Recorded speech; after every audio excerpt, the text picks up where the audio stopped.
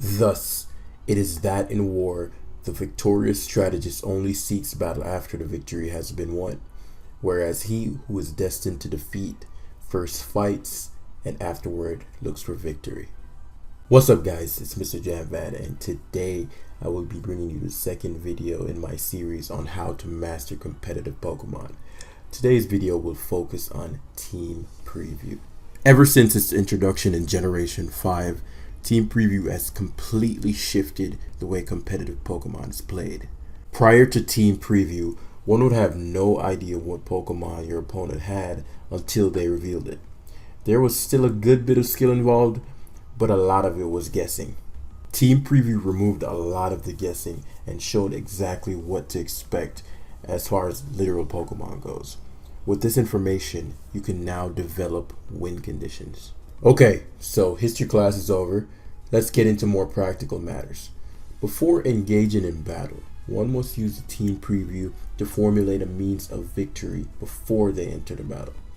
This seems simple enough, but it is a lot more difficult than it sounds. The ability to properly do this, and I do mean properly, can tremendously increase your win-loss ratio. I won't go into too much details as that's all present in my book, but I will be showing you strategies to help you improve and master this skill. When assessing how both teams match up, there are two things you must consider. One is your offensive prowess, meaning what threats do you possess that does a lot of damage to your opponent's team. Secondly, you want to consider your defensive capabilities, meaning what Pokemon do you possess that are difficult for your opponent to bypass. These things are to be considered on your opponent's end as well, but that's for another video.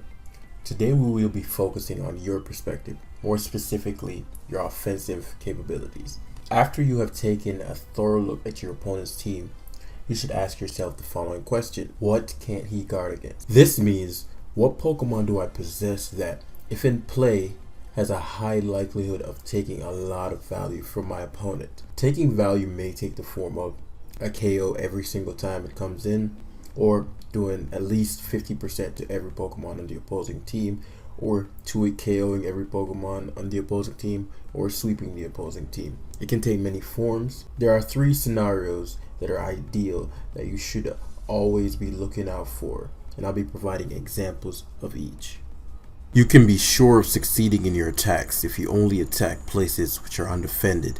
You can ensure the safety of your defense if you only hold positions that cannot be attacked.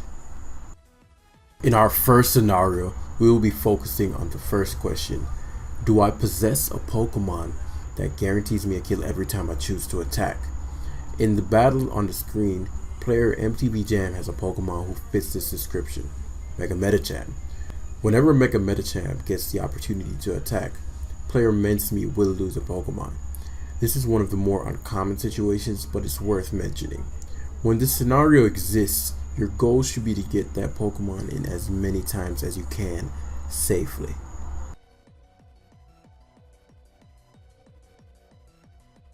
In the second scenario, we'll be focusing on a second question: do I possess a Pokemon that guarantees or greatly heightens my chances of victory if a particular Pokemon is completely removed by means of a partner Pokemon? Now, I know that seems like a mouthful, but in layman's terms it basically means we'll be removing a Pokemon that is integral to the opponent's team's defensive backbone. So we want to find what Mon we need to remove in order for another Mon to go on a rampage. In the current battle, player Mrjamvad has a Pokemon that has the capacity to KO 5 of the opponent's 6 Pokemon. The only issue is player Mrjamvad's Latios. However, if Latios is KO'd, then Charizard will be able to give the opponent a hard time. Let's watch.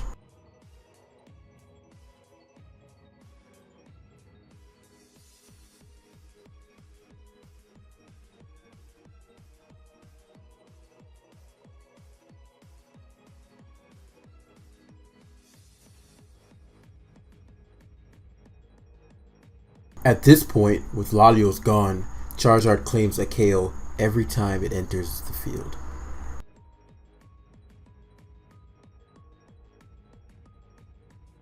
Now for the third and final scenario of the video. We will be focusing on the third question: do I possess a Pokemon that guarantees me victory if certain Pokemon are weakened to the point where they can no longer act as reliable means of protection? This is probably the most common situation you'll run into. This means you're aiming to not necessarily remove a Pokemon, but instead weaken it so that another Pokemon can become more lethal. In the current battle, Mega Alakazam is a big threat to the opponent's team, but Celesteela stops it in its tracks.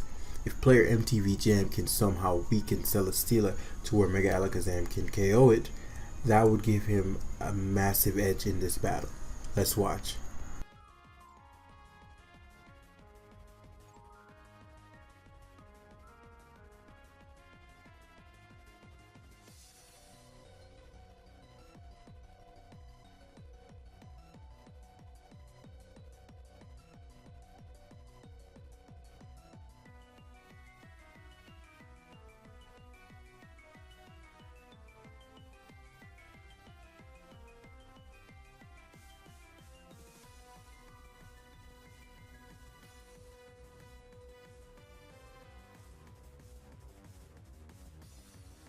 At this point, Mega Alakazam can KO the opponent's entire team. Player MTV Jam sacrificed his Kartana in order to weaken Celesteela and open up the pathway for his Mega Alakazam to do a lot of damage or potentially even sweep. So that's where we're going to conclude today's video. The answer to these questions oftentimes are not going to be this simple. The goal of the video was merely to illustrate the concept. Only through practice can you learn how to use these strategies in more complicated situations. There are many other concepts that exist and that I will be covering to help you become a better player. So if you're interested in seeing those, hit the subscribe button down below to be notified when a new video is released. If you enjoyed this video and got value from it, feel free to hit the like button down below.